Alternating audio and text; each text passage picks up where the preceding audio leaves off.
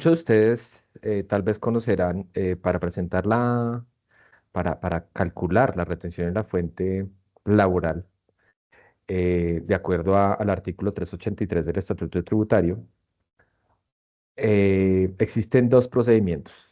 El procedimiento uno, que está en el artículo 385, si no estoy mal, y el procedimiento 2, que aparece en el 386, los cuales se ven afectados por deducciones que iremos viendo en el transcurso de la presentación, eh, que están en los artículos 387, en los artículos 54 del Estatuto Tributario, bueno, en general, en varios artículos que vamos ahí tocando en el transcurso. Puede ser que algunos de ustedes conozcan esta herramienta o esta presentación que estoy presentando. Eh, Dado pues que muchos utilizamos esos servicios que nos dan algunas empresas como Gerencia, como Actualícese, y pues para qué construir algo nuevo si ya está construido. Entonces sobre ello, pues yo estoy actualizado con ello, descargo el actual y pues lo actualizo a los valores. ¿Listo? Entonces empezamos. Entonces, pues como lo indica acá, los ingresos laborales sujetos a la retención a fuentes se encuentran en el artículo 383 del Estatuto Tributario. En general se aplica a todos los pagos grabados efectuados por las personas naturales o jurídicas, las sociedades de hecho, las comunidades organizadas y las asociaciones ilíquidas originados en una relación legal, laboral, legal y reglamentaria. Estos son los asalariados. También por los pagos recibidos por conceptos de pensión, invalidez, vejez de sobrevivientes y sobre riesgos laborales de conformidad con lo establecido en el artículo 206. A partir de lo que nosotros calculemos con la depuración, deberemos aplicar esta tablita, que es la tabla muy similar a la tabla de renta. La retención en la fuente, como todos sabemos, no es un impuesto como tal. Es una forma de percibir el impuesto con antelación y lo deben hacer todas las entidades mes a mes. Entonces, de acuerdo al percentil en el que nos vayamos a encontrar al finalizar la presentación, tendremos que hacer un cálculo y vendremos acá pues para confirmar hecho. También nos señala que cuando se trata de pagos laborales, los del régimen simple son agentes de retención, pero luego de los cambios de la ley 2277 del año 2022, la retención sobre rentas de trabajo no laborales, de acuerdo con la tabla 383, se practicará solo si el beneficiario pertenece al régimen ordinario, es decir, que si está en el régimen simple, pues no hay ningún tipo de retención al respecto, si no pertenece al régimen ordinario, ¿no? Luego, ¿qué va a pasar? Y algunos dicen, bueno, listo, y si no es salario, si no es un trabajo sin vínculo laboral como horarios, comisiones, servicios, emolumentos y compensaciones, porque la norma también del 2277 incluye aquí que de ahora en adelante aquellos que manifestando que al final del año no piensan utilizar costos y gastos para enfrentar los hechos ingresos, pueden practicarse la retención del artículo 383, aplicando las depuraciones del 387, 388 y aplicando el 25% de renta exenta eh, de acuerdo a la norma. Entonces ahí entramos y este es uno de los puntos que vamos a revisar con este cambio de la norma que, como no sale una nueva reforma tributaria, pues se sigue manteniendo para el año 2023, 24 y ahora 25. Aquellas personas que siendo honorarios, comisiones de servicios, emolumentos, compensaciones, etcétera, digan o manifiesten a través de su factura, a través de su cuenta de cobro, a través del medio que ellos se determinen con su empleador, que sí piensa utilizar los costos y gastos al final del año para enfrentarlos a sus ingresos, ellos deberán ceñirse a los valores tradicionales del 3, 5, 4, 6, 10, 11 que dice el artículo 392, que es una tabla extensa que aparece, pues todos la podemos revisar fácilmente a través de Internet. Entonces, vamos al grano de cómo se hace esto y qué pasa si tenemos un asalariado, o sea, para que hagamos una comparación. Esto es importante para que muchas personas, y acá debo aclarar, todo lo que nosotros presentamos en una capacitación Y respecto de la renta, de retención en la fuente, de diferentes impuestos, como funcionarios ya no nos permiten a nosotros hacer orientaciones, perdón, asesorías, solo orientaciones. Pero muchas veces lo que indicamos raya con la línea de la asesoría.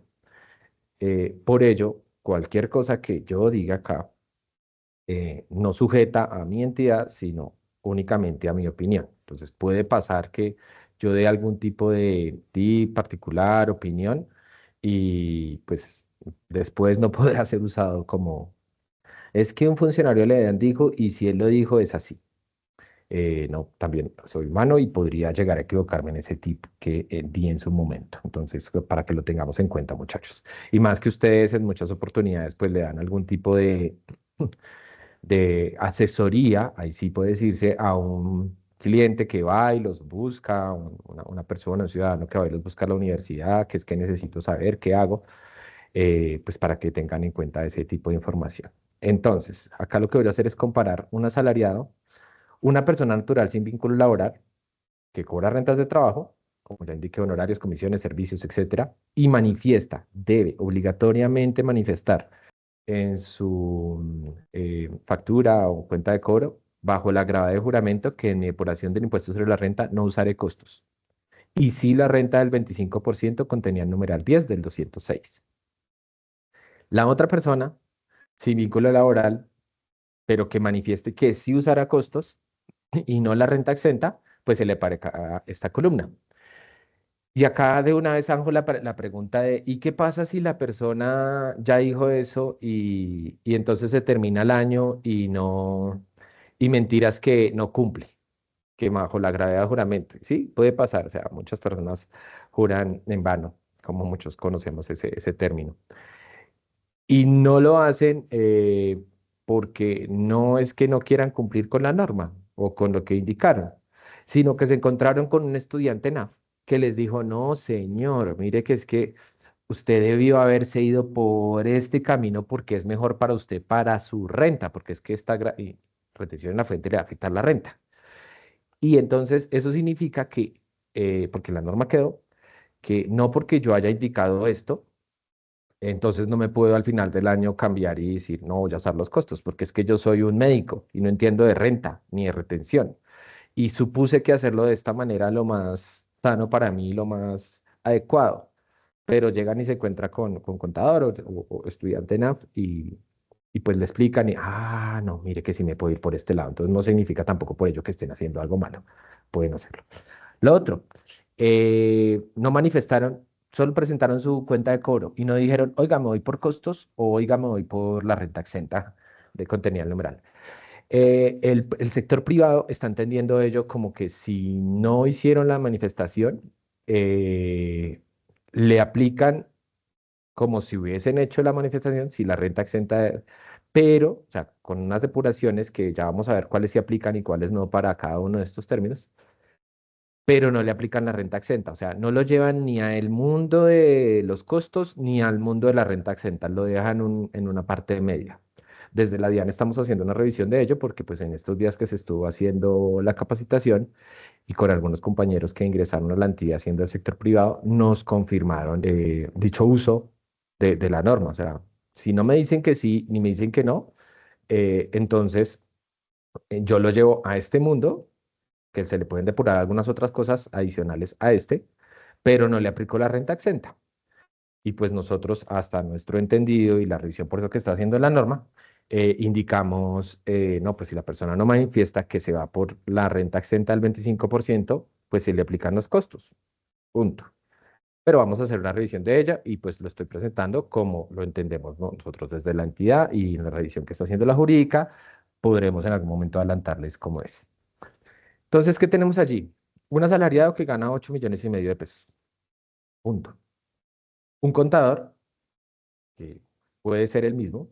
Bueno, acá, antes de continuar, también puede pasar, y tenemos el caso particular de un compañero acá en la entidad, que efectivamente es asalariado de la entidad y es profesor. Es algo que una persona siendo empleado público puede hacer, tener dos labores, dos ingresos, únicamente si esto tiene que ver con ser profesor. Y en algunas universidades el año anterior o hace 2 años presentó esto muy juicioso diciendo que manifestó y en otra en particular no presentó esto. Al finalizar el año, él podía tomar la opción de irse todo por costos o todo por la renta exenta o pues seguir su transparencia y decir, no, venga, yo donde sí lo manifesté, pues voy a solicitar que se me aplique en debida forma y lo voy a usar como renta y lo voy a sumar a lo que me gane como asalariado. Y en la entidad donde no lo manifesté, en la universidad donde no lo manifesté, voy a usarlo como costos y voy a hacerlo en debida forma. Entonces, ven, una misma persona puede tener los dos mundos en uno solo. Y no hay inconveniente, y ya pues lo hemos revisado nosotros en las declaraciones de renta, en la retención, que es posible que suceda. ¿Qué va a pasar? Pues que cuando una persona es por honorarios, pues seguramente no trabaja en un solo lugar, trabaja en varios. Soy contador, soy revisor fiscal, soy, bueno, como dije, médico, y pues con 1 millón de pesos obviamente nadie subsiste. Entonces tengo que trabajar en diferentes lugares. Pues acá en el ejemplo estamos indicando, sí, efectivamente, en este lugar donde le vamos a hacer el cálculo, usted solo se gana 1 millón, pero para poder yo hacerle el cálculo conscientemente y correctamente, como el de nómina, pagador de esa entidad en particular, debo hacer la sumatoria de todos los pagos que usted recibe en el mes. Si no, pues a usted no le va a salir ningún tipo de retención, pues sobre 1 millón de pesos ni siquiera llegas a la base mínima del cuadro que indicábamos acá de 0,95 VTs, dado que el 9T está alrededor de 50.000 pesos más o menos, no vas a llegar a la base mínima y por lo tanto pues no te va a poder hacer retención. Y pues al finalizar el año, ¿qué va a pasar? Pues vas a tener, recordemos nuevamente, la retención en la fuente es una forma de percibir el ingreso del Estado anticipada a tu renta. Ya de acuerdo a pues, los estudios que ha hecho la entidad, la renta, nosotros ya tenemos determinado que una persona con un valor de ingresos específico y sabiendo que hay algunas limitantes que no permiten que te descuentes, deduzcas o sustraigas rentas exentas, sino hasta un límite máximo, ya sabemos que una persona es con, no sé, 9 millones de pesos, o en este caso en particular, 8,5 millones de pesos de salario o de sumas de salarios, va a tener que declarar un monto específico. O sea, lo máximo que podría contarse es tanto dinero y por lo tanto tendrá que sobre el restante declarar tanto. Si usted no le hace retención en la fuente, mes a mes, pues el pellizquito que va a tener que recibir el siguiente año cuando declare, no va a ser el pellizquito tierno, sino el pellizquito de monja, ese doloroso, ese que me toca sacarme uno sobre otro un dinero. Y poder decirles eh, con toda seguridad que, ejemplo, en este ejemplo que estamos trabajando, una persona que se gane alrededor de 8,5 millones tendrá que declarar el próximo año alrededor de unos 9,5 millones, porque es como 1,1 sobre su salario. Entonces, bajarse de 9,5 millones uno sobre otro es mucho más doloroso que si me hacen retención en la fuente mes a mes, eh, no sé, alrededor de unos 500.000, 600.000 pesos, pues me tocará el otro año pagar, no sé, 2, 3 millones de pesos, como para que vayamos entendiendo y es como la idea que les voy diciendo que a veces pasamos sin quererlo, esa línea de la orientación a la asesoría y es lo que una persona, pues, debemos indicarle a un ciudadano, venga, o sea, es mejor para usted, diría yo, que usted les hagan retención en la fuente mes a mes. Sí, efectivamente su caja menor, es decir, su salario mes a mes se ve reducido porque al hacerle mayor retención, pues le va a percibir menos salario. Pero eso es como un ahorro para el siguiente año, porque si no tiene ese ahorro, cuando llegue el momento de declarar, pues va a tener que sacar un crédito. Y sobre ese crédito, además de que le tocó correr para sacarlo y angustiarse y toda la cuestión, va a tener que pagar intereses. Entonces ya no va a pagar los, digamos, 9 millones de pesos que le tocaba pagar de impuestos, sino además paga intereses sobre eso y seguramente entonces ya su caja menor otra vez se va a ver reducida y no va a tener la oportunidad de que el otro año le hagan la retención y se te va a empezar a volver una bola de nieve que al final pues va a conllevarte algunas cosas. Entonces, desde mi punto de vista, perspectiva, que trabajé en este tema con otra entidad, mi sugerencia para mis compañeros siempre era, déjese hacer la retención y lo que más pueda. Pero pues hay que presentarlo con, con todas las aristas que conllevan hecho. Entonces, esta persona en particular dice, me gano 1.000.000 de pesos, pero si sumo todo lo de las cuentas de cobro de todas las entidades donde trabajo, me gano 8.500.000. Listo. Entonces tenemos los mismos valores. Este es el enunciado, es decir, los valores que vamos a utilizar para el ejercicio. Eh, Después de que yo tengo, y acá es donde se van a dar cuenta que esto es una renta chiquita, después de que tengo todos mis ingresos brutos grabados, tengo derecho a descontar unos ingresos no grabados. ¿Cuáles ingresos no grabados? Ah, mire, tengo unos apoyos del artículo 57. Estos, si les doy clic acá, estos del artículo 57 es cuando son empleados, que en nuestro caso solo corresponden a los del Ministerio de Ciencia y Tecnología, que directamente ejecutan actividades científicas o tecnológicas en una entidad que adelanta investigación en estos campos. Entonces, es decir, en el Ministerio de Ciencia y Tecnología, aquellos que son científicos y que se dedican a ello dentro de esa institución, todos sus ingresos no son grabados. La totalidad, mira, acá lo hice, el 100%. Pero es que yo trabajo en la área administrativa, yo soy el de nómina del ministerio. Ah, no, acá dice claramente que es que se dediquen directamente a ejecutar actividades científicas o tecnológicas. Entonces, si trabajas en el área de nómina, no. Si eres el director de, no sé, el área de talento humano, no. Eh, Tienes que estar directamente relacionado con ello. El otro indica apoyos del artículo 46. Esto es el artículo 46, tiene que ver específicamente con los apoyos económicos para programas educativos recibidos por parte del Estado. Entonces, tu entidad te paga parte de la universidad, de la maestría, el pregrado, el posgrado, y te dice, bueno, parte de su salario, además de recibir tanto en dinero, yo le voy a pagar parte de esto, y es un apoyo económico. Eso se entendería como no grabado. Y pues acá está el artículo, pues dejo toda la información de cada uno de los artículos, no me voy a poner a leerlos porque se vuelve engorrosa la charla y prefiero no hacerlo. Luego tenemos el ARL, los aportes a ARL son ingresos no grabados. Para el asalariado, no. Nosotros los asalariados no pagamos las aseguradoras de riesgos laborales, lo hace directamente nuestro patrono. Como todos saben, esto va de 0,522, que es el grado 1, el rango 1, hasta el 6,48, si no estoy mal, que es el rango 4. Y estos son personas que exponen su vida, es decir, eh, guardaespaldas, personas que trabajan en altas alturas, etcétera. Para las personas que son por honorarios, ellos sí pagan ello. Y pues es parte de los ingresos no grabados.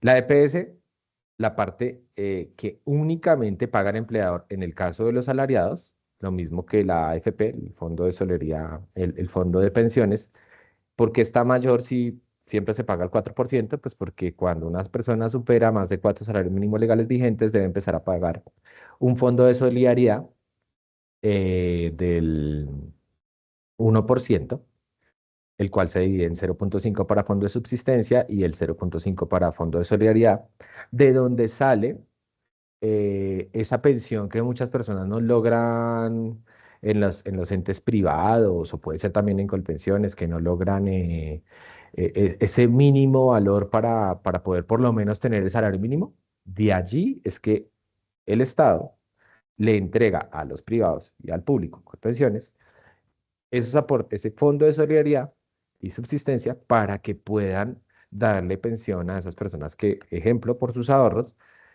no lograron completar lo mínimo para tener su pensión mínima. Es decir, una persona toda la vida cotizó sobre un salario mínimo, nunca superó su salario mínimo y lo cotizó en un privado. Cuando terminó su tiempo de cotización, llegó a 120 millones. ¿Y usted cuánto tiempo le queda de vida? 20 años. Y en esos 20 años, entonces, si tiene 120 millones, le voy a entregar por año 6 millones de pesos. Dividido 12, le voy a entregar 500.000 pesos. Todos sabemos que el salario mínimo actualmente está en 1.400.000, 1.500.000, algo, no estoy seguro, no lo he revisado estos días. Pues 500.000 pesos obviamente no son el salario mínimo. Con ese fondo de solidaridad suman para ello. No es cierto, y hago recalco esto aquí, que los fondos regalen ello, porque muchas veces tienden, y en la anterior entidad que trabajé lo indicaban, sobre todo a las señoras que trabajaban atendiendo con cafés, haciendo el aseo de los baños y eso, le vamos a regalar nosotros parte de su pensión porque es que somos de un corazón. No, no es cierto. Esto, el mismo Estado no lo descuenta a las personas que superamos estos montos de salario o a los de honorarios también, pues porque ellos pagan la totalidad de su aporte, pero de ahí también hacen unos descuentos para ello. Entonces, para que lo tengamos en cuenta. Entonces, por eso acá el valor no es 4 sino el 5%. Para honorarios, sea que apliquen a la renta del 25, sea que no, el 16%, el 12,5% en el caso de salud. ¿Por qué pongo acá el 40%? Porque pues suelen las personas cotizar únicamente sobre el 40% de lo que realmente se ganan. O sea, dicen, yo al mes me gano 8,5 en todos los contratos que tengo, pero cotizar sobre 8,5, el 12,5% y el 16 sumado a eso es un 30% casi de mi salario, de lo que me gané. Sobre 8 millones de pesos son alrededor de 2,500,000, 8,5 millones, perdón, son alrededor de 2,5 millones. Me quedan solo 6 y hay que cubrir otras cosas, entonces yo mejor sobre el 40%.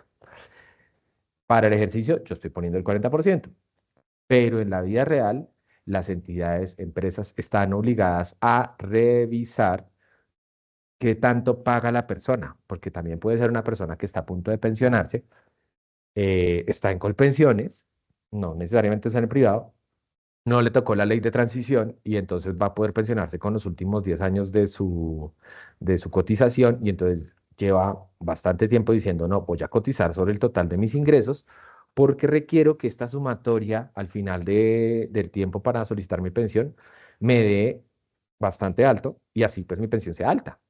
Entonces, no debemos asumir que como entonces es 8,5 millones, entonces el 40% de eso y sobre el 40, entonces si le calculo el 12,5 le calculo el 16. No, debemos tomar el aporte de la planilla pila, sea la que sea, de la entidad que sea, y revisar sobre cuánto valor está cotizando la persona y sobre ese valor trabajar pues nuestros datos. Aquí es importante aclarar que en muchas entidades, y yo diría que hasta el 90% de las entidades no hacen esto. Regularmente lo que hacen es que, listo, usted contador, ¿cuánto es que es la cuenta de cobro? 1 millón. Listo. Y aunque manifiestan o no manifiestan, o sea, manifiestan en cualquiera de los casos o no manifiestan nada, cogen y dicen, listo, 1 millón, entonces retención en la fuente como es persona natural, no obligada a llevar contabilidad. Entonces, el 10%, entonces tome 900,000 y el otro 10% lo mando a retención. Y bueno, si es con ICA porque es con entidades del Estado, el 0,66, algo así, no me acuerdo bien ahorita. Em, y ya, y como que la fácil, no. Las personas, al igual que los asalariados, y más aún con las normas donde se les puede aplicar la renta exenta del 25%, tienen derecho a que también se les depure esto. Y por lo tanto, sobre el total de lo que ellos suman, sobre estos 8,5 millones pesos, pues le harían el 10% y serían 850,000. Vamos a ver qué va a pasar al finalizar pues haciendo todas las depuraciones a las cuales ellos tienen derecho y por lo tanto deben hacerles toda esta depuración. Si no, pues la entidad está haciendo una retención equivocada y el funcionario o el contratista podría exigirle a la entidad la devolución de esas retenciones que le están haciendo de más. ¿Listo? Entonces, como para que tengamos en cuenta. Otro de los enunciados dice, venga, también voy a descontarle como ingreso no grabado aportes voluntarios a AFP obligatorias. Y más de uno va a decir acá, uy, ¿cómo así? ¿Voluntarios a AFP obligatorias? Sí. Desde el 2019 se activó un aporte voluntario a pensiones obligatorias. Solo se puede al sector privado, es decir, Escandia, Porvenir, Protección y Colfondos.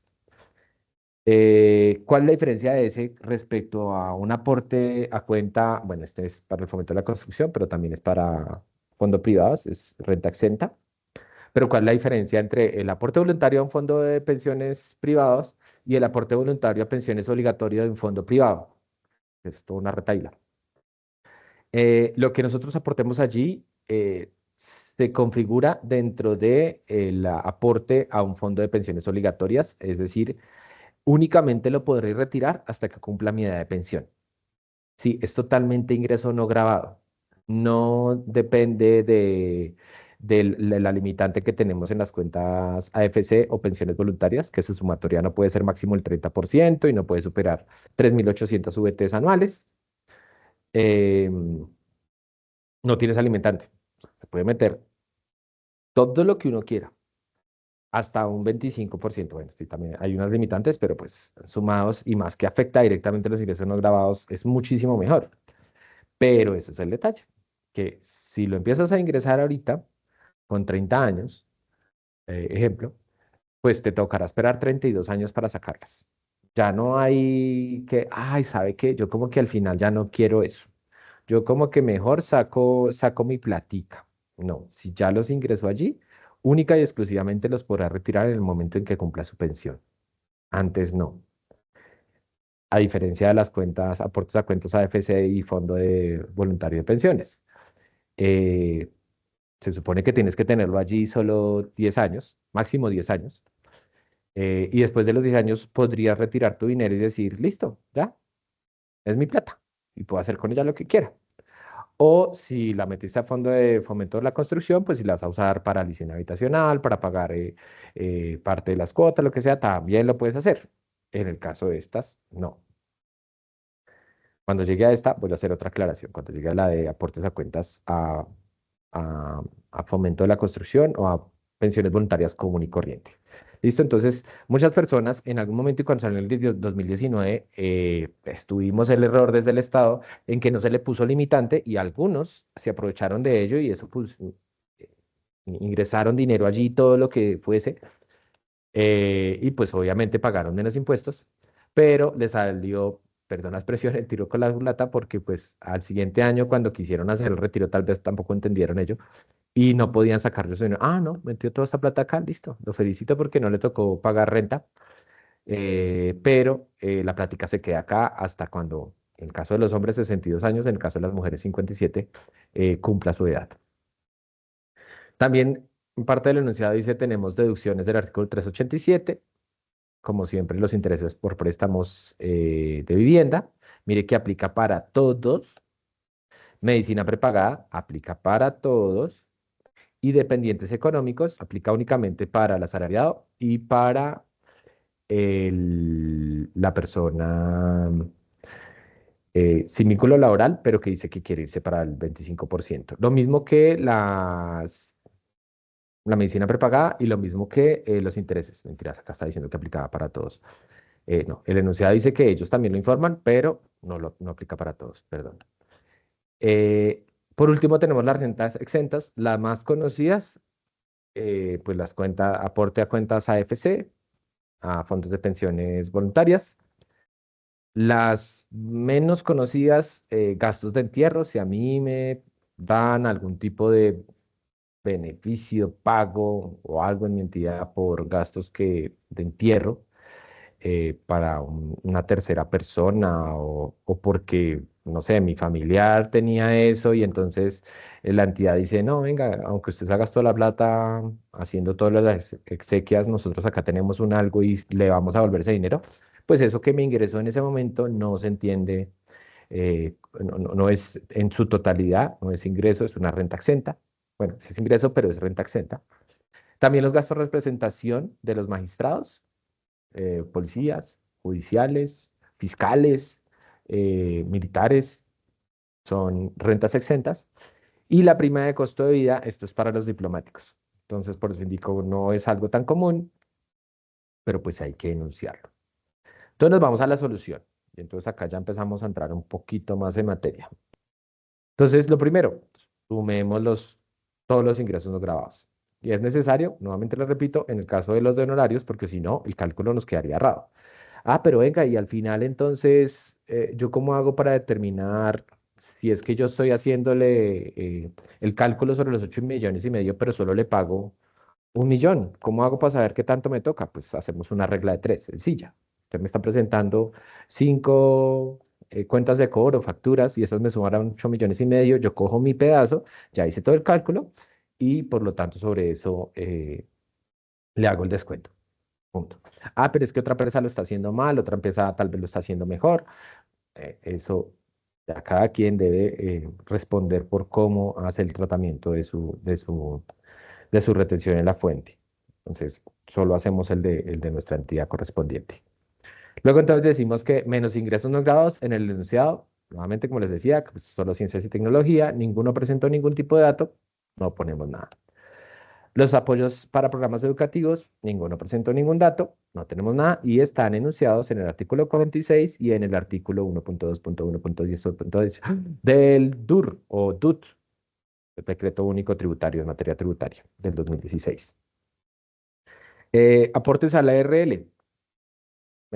Para asalariado no aplica, para los otros dos sí aplica. Los descontamos en su totalidad. Como se dan cuenta, está con fórmula de la otra página. Aporte obligatorio a salud. Entonces acá dice que dentro del que los pagos calculados, pagados dentro del mismo mes, debe demostrarse con copia del PILA para el pago de las personas que tengan contratos, ¿sí? Y están las normas específicas de cómo se debe hacer hecho. Les descontamos a cada uno la parte que en el enunciado indicamos. Aportes obligatorios a pensiones realizados sobre los ingresos del mismo mes. Lo mismo, acá no puede haber una variación y es una pregunta que me hicieron la vez pasada que estaba presentando la charla. Me dice, pero uno puede declarar por salud una parte y entonces solo el 40 y por el pensión, pues ahí sí sobre el total para que la pensión sea. Y pues seguramente creería yo que la persona nunca ha hecho una pila a nombre propio porque no, las pilas y las normas respecto de aportes a seguridad social ponen como punto de partida uno de los subsistemas, que es el de salud, y si tú en salud pones que vas a pagar sobre 2 millones de pesos, ese es el mismo valor que debes poner en pensión y debes poner en ARL. No puedes indicar que en salud vas a pagar un pedacito y en el otro lado vas a pagar por menor valor o por mayor valor. No, es como el punto base. Entonces, es sobre ello. Lo que vas a poner en salud, que es obligatorio para todos. Ejemplo, una persona pensionada ya no paga pensión, paga salud. Por lo tanto, fue el punto de partida para esto de la seguridad social. Entonces, no es posible hacer ello. Y pues también tiene aportes voluntarios a los fondos de pensiones obligatorios del régimen de ahorro individual. Ahí está la explicación en la ley 2010 de diciembre 27 del 2019. Tuvo una modificación posteriormente para el 2022, que es donde le ponen pues la limitante de máximo 25% del ingreso bruto del mes y adicionalmente no puede ser pues 2.500 VTs anuales. ¿Listo? Esto aplica para los tres, que no le pusimos valor a los otros, pero aplica para los tres. Luego, ¿qué tenemos? Las deducciones por vivienda. Y allí en las deducciones por vivienda, pues yo las enuncié solo así, pero también tenemos las deducciones por intereses a préstamos educativos del ICETEX. Es otra que muchas personas en muchos momentos no tienen en cuenta y pues se hace necesario pues que uno haga la pregunta, ¿no? Cuando va a hacerle una orientación a una persona, pues le diga, venga, usted da más de los intereses, porque pues muchos de nosotros tuvimos que sacar crédito desde el ICETEX y todavía existe. Y sobre eso muchísimo seguramente estamos pagando intereses. Y mire que sí podemos descontarlo. Entonces, hay que conocerlo porque las personas siempre tienen cosas como las de siempre.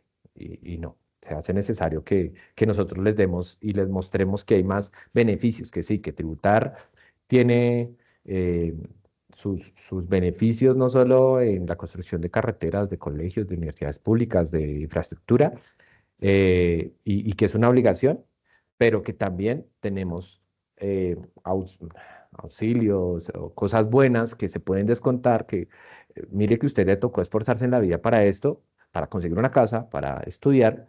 Y sobre ello, mire, puede tener descuento, o sea, no sobre todo el dinero, porque sabemos que tuvo que utilizar parte de su dinero, de sus ingresos para ello. Eso tiene un fin.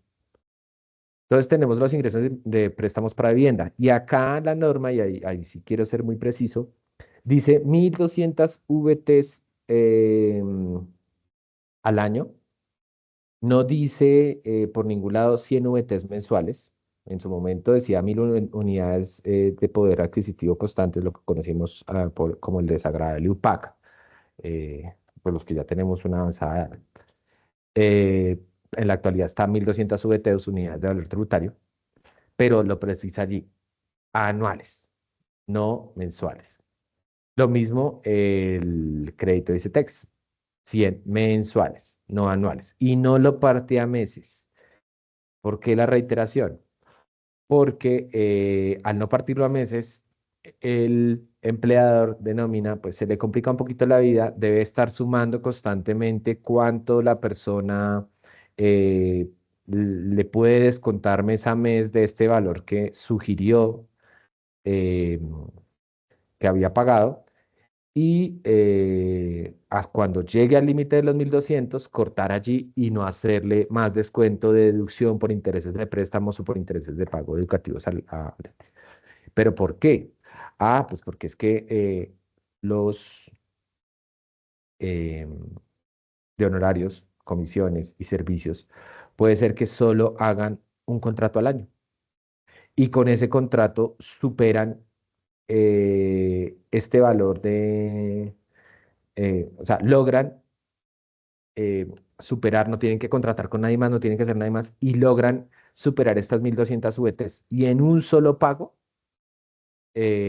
lograr la totalidad de estos 1200. Sería injusto con ellos que si el año anterior, y más aún cuando estás empezando a pagar los créditos, no solo de viviendas, sino de ICETEX, todos, bueno, todos sabemos, aquellos que somos financieros o que hemos tenido que vivir con ello, sabemos que al principio uno paga, no sé, 1 millón de pesos de cuota y de ese 1 millón de pesos solo el 50%, sí, 50%, perdón, 50.000 pesos son de capital y 150.000 pesos son de intereses. Entonces, pues llevando a la lógica que pues, lleva al sector financiero, con la cual trabaja el sector financiero, pues se hizo la revisión y se indicó, no, venga, es posible hacerle descuento en la totalidad.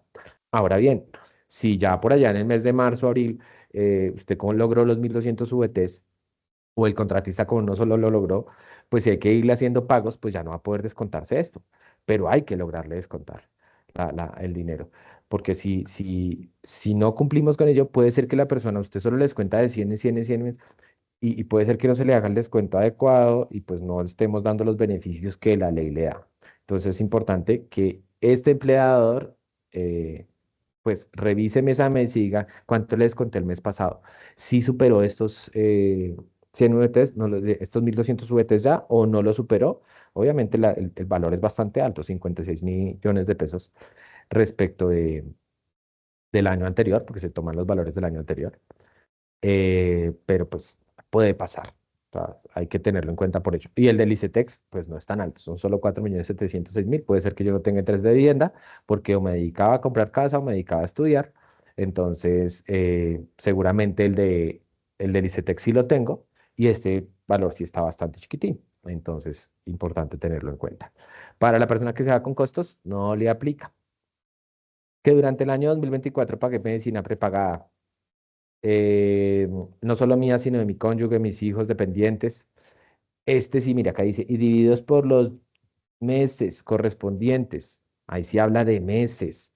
Máximo no puede exceder 16 VTs. Venga, que es que el mío no se llama medicina prepagada, se llama plan complementario, se llama bonos premium, se llama como consideren que se llame. ¿Qué debemos revisar? Pues que en el contrato y cuando nos metamos en ello debemos preguntar, venga, ¿esto va a ser válido para? Y queda en el contrato estipulado claramente que esto va a ser válido para poder hacer descuento, retención en la fuente y no solo retención en la fuente, sino renta.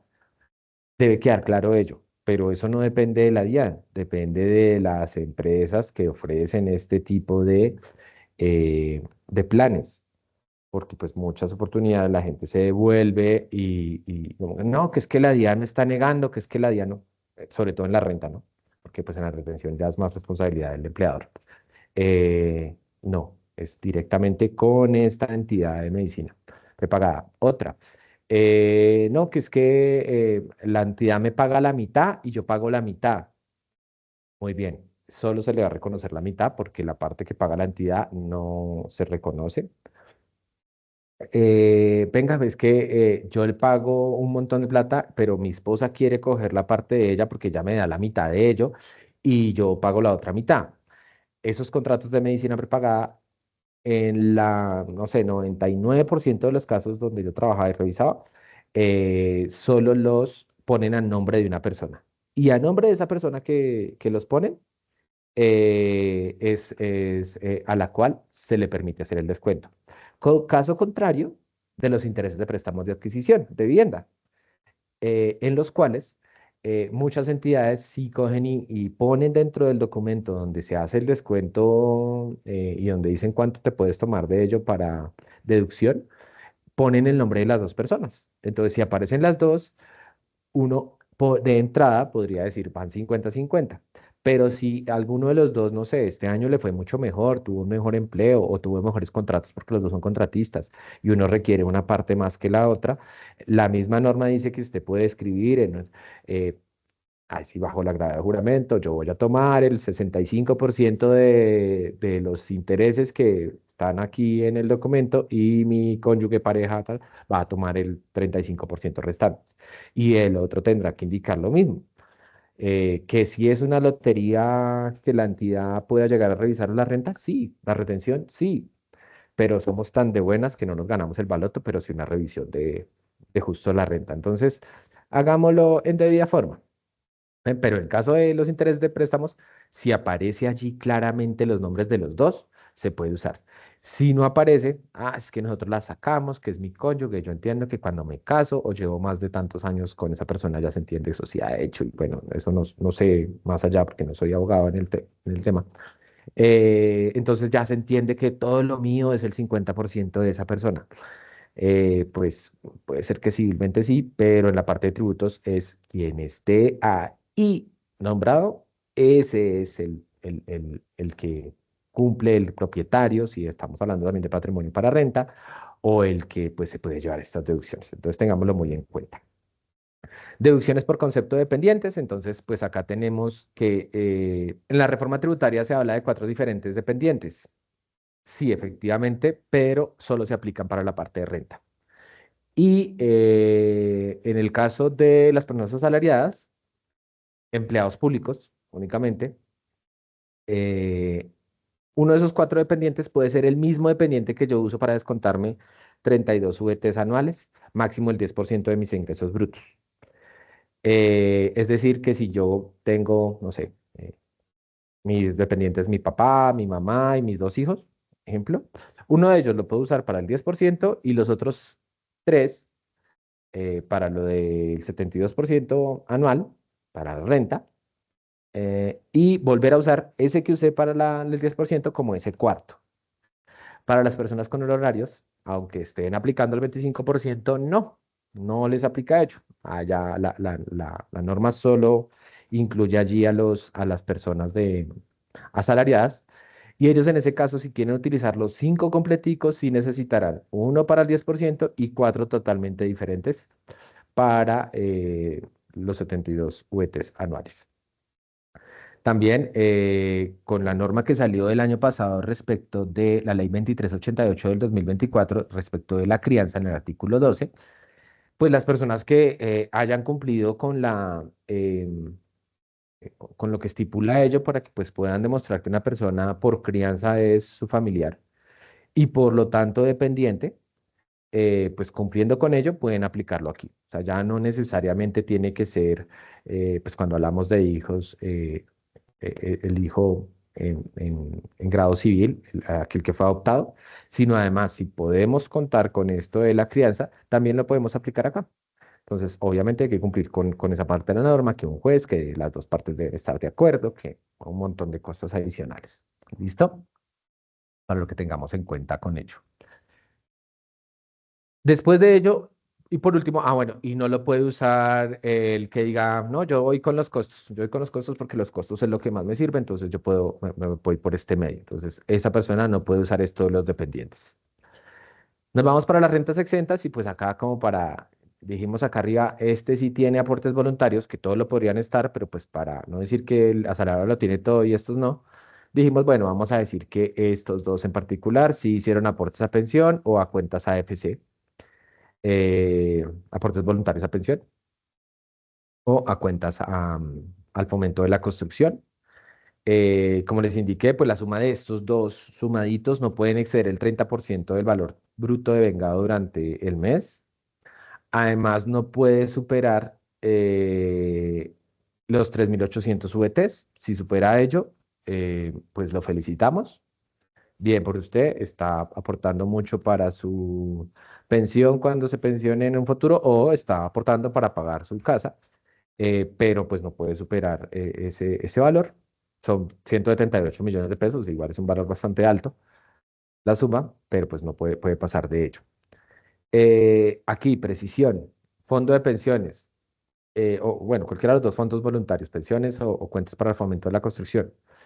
Yo metí un primer aporte por 1 millón de pesos no sé, estamos aquí, ya, marzo del 2025. Y los ingresé hace 10 años, sería marzo del 2016. ¿Sí? Si no estoy mal, listo. Eh, y empecé a meter 1 millón a partir de esa fecha. 1 millón, 1 millón, 1 millón, 1 millón, 1 millón. Han pasado 10 años, debo llevar 120 millones más rendimientos, obviamente. Entonces digo, ya cumplí los 10 años. Y entonces el otro mes voy a sacar mis 120 millones de pesos. Y como la norma dice que como los dejé ahí 10 años, entonces no me tienen que cobrar retención en la fuente, porque pues muchos hacen para no solo reducir la retención en la fuente, sino más para reducir la renta y otras cosas. Pero de entrada no me tienen que hacer como un castigo de retención en la fuente. Y solicitan sacar los 120 millones. Cuando les dan su extracto y le pagan a la persona, mentiras que no les dan 120 millones, sino 100, ejemplo. Uy, pero ¿por qué? Si es que la norma dice que 10 años y ahí quedaron 10 años la plata. Entonces, ¿cómo así? Sí, efectivamente, usted tiene la plata ahí hace 10 años, pero únicamente ese 1 millón de pesos que usted metió o ingresó o consignó en marzo del 2016. El resto de dinero apenas lleva 9 meses, 9 años, 11 meses, 9 años, 10 meses, 9 años, así sucesivamente. Y lo que efectivamente consignó en febrero del 2025 o en el mismo marzo del 2025, pues apenas cumple un mes o 2 meses. Por lo tanto, sobre eso no se está cumpliendo la norma y por lo tanto sobre eso tengo que hacer retención. Obviamente, cuando usted haga eso, pues su entidad financiera o su fondo de pensiones, porque pues entidad financiera sí es para el fomento de la construcción o su fondo de pensiones, deberían explicarle esto antes. Pero estando trabajando en la otra entidad, tuvimos muchos casos y venían a replicarnos a nosotros y a decirnos que por culpa de nosotros, que algo hicimos mal, que y no, pues, porque pues, ahí está, por cada 10 años que cumpla, pero sí que lo que consigne específicamente en ese momento. Entonces, es muy importante que si una persona pues va a preguntarles al respecto y no, es que mire, que es que me pasó esto y después de que hablé con usted quiero pasar a donde un abogado acá en su misma universidad porque es que voy a demandarlos, voy a tal. Pues es importante que les contemos este pedacito porque pasa y mucho. Luego tenemos por último, pues los valores del numeral 1 al 3, ejemplo, los dineros de gasto por entierro, que era lo que les decía que no es muy común, o de las indemnizaciones que impliquen protección a la maternidad, es una de los ejemplos. Entonces, pongo estos dos pues, porque no es muy común, pero pasa, y el de la indemnización a la protección de la maternidad, eso sucede muchísimo, hasta las mismas entidades del Estado a veces cometen este error de persona que está en estado de embarazo, entonces chao, se le acaba el contrato, se fue, nos vemos. No. A razón de esto, pues las entidades después tienen que pagar unas indemnizaciones y estas indemnizaciones son totalmente exentas para este caso. Los valores del numeral 6 al 9 del artículo 206, que tienen que ver con los gastos de representación de los rectores, profesores, universidades públicas exclusivamente, también importante. Muchos presentan su declaración y dicen, yo soy profesor universitario. Y al ser profesor universitario tengo el 50% de 50, 40, porque acá dice que no podrá acceder. Tengo el 50%, pero ellos se lo toman de ese lado. De mi renta, de lo que me pagaron en la universidad, es totalmente exento, porque ahí lo dice en la norma. No, hay que leer completamente. Universidades públicas. Ah, pero es que trabajo en universidad pública y universidad privada y eso, una cosa lleva a la otra. No, lo que le pagaron en la universidad pública, sí. Lo que le pagaron en la universidad privada, no. Los gastos de representación de los magistrados fiscales no podrán ser 50%. Ellos también, los queridísimos magistrados de nuestro país, fiscales, jueces, procuradores judiciales uno, procuradores judiciales 2, eh, pueden máximo hasta el 50 dependiendo del rango. Ejemplo, los judiciales 2 van con el 50 igual que los magistrados y fiscales. Los judiciales uno van con el 25 igual que algunos jueces, pero ya como de provincias, o sea, dependiendo como el grado, la altura de ello. Y por último, como renta exenta tendremos la del 206 raya uno, que es la prima especial y prima de costo de vida de los servidores públicos diplomáticos. Estas eh, dos partidas, 3 y 4, rompen la renta exenta del 40%, que ya vamos a ver un poquito acá más adelante en la revisión. ¿Qué significa ello? Que pues, nosotros, después de que cogemos nuestros ingresos brutos, serían estos, los grabados, y les contamos los ingresos no grabados, hasta ahí. ¿No?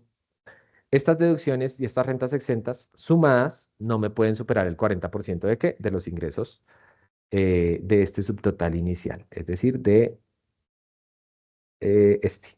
No me pueden superar eso. Si me superan el 40% de ello, ya lo vamos a ver abajo, pues no las puedo tener en cuenta. Pero en particular estas dos, por una sentencia de no, hace creo que 2 años, y voy a precisárselas cuando les remita los documentos exactamente cuál, pues, ganada por los señorísimos magistrados de nuestro país hermoso, indicaron pues que ellos no estaban dentro de esta limitante y por lo tanto a ellos se les debe tener en cuenta estos dos valores por fuera de ese 40%. Ellos sí pueden romper el 40%. Si tienen estos valores por demás de deducciones del artículo 387 o de las deducciones del 126, 126.1 y 126.4, y estas superan el 40%, esas sí se las podemos limitar. Estas hasta donde logren el límite. Es bastante curioso e injusto para muchos de nosotros, pero pues los magistrados registran para ellos regularmente. Después de ello tenemos la renta del 25%. Esta renta también entra dentro de ese 40% de limitante. Y antes de hacer acá la esta, es donde uno indica regularmente, bueno, si usted es asalariado, si es por costo, si es honorarios, pero quiere aplicarse a la renta del 25%, tenga en cuenta que su límite de deducciones es máximo el 40%, incluyendo la renta exenta, es lo que dice, y rentas exentas. Es decir, que de ese 40, usted únicamente ya de entrada, si usted no tuviera ninguna de las otras deducciones o rentas exentas, de entrada usted tiene el 25%. Ah, pero yo tengo más deducciones. Además del 25, tengo también al dependiente, tengo interés de vivienda, tengo medicina prepagada, tengo AFC, tengo AFP, tengo intereses del ICETEX. Mejor dicho, tiene todas. Pues si todo eso sumado le llega a superar el 40%, pues no va a aplicarse. Entonces, tengamos en cuenta ello porque, nuevamente, muchas personas señalan todos esos valores y consideran que como están pagando todo ello, entonces, y no están superando en ninguno de los casos sus topes propios, entonces ya con eso, todo me lo tienen que descontar. No, máximo hasta el 40%. ¿Listo? Este 25% pasa similar que el de intereses de préstamos de vivienda. La norma, cuando sale la norma, cuando la reforma eh, bueno, compilamos todo en el DUR o el DUT, no señala que sea un dato mensual, solo dice que no exceda 790 VTs. Por lo tanto, el empleador deberá darse la pela, y más aún con los contratistas,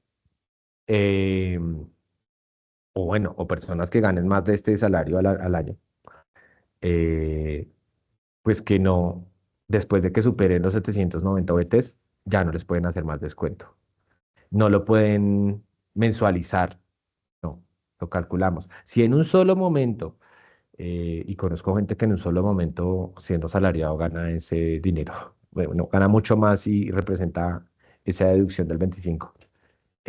Lo lograron, se le descuenta en un solo momento y de ahí para allá nunca más se lo vuelve a descontar. Si no, pues me toca estarnos, a la persona de nómina le toca, o el pagador le toca mensualmente ir sumando.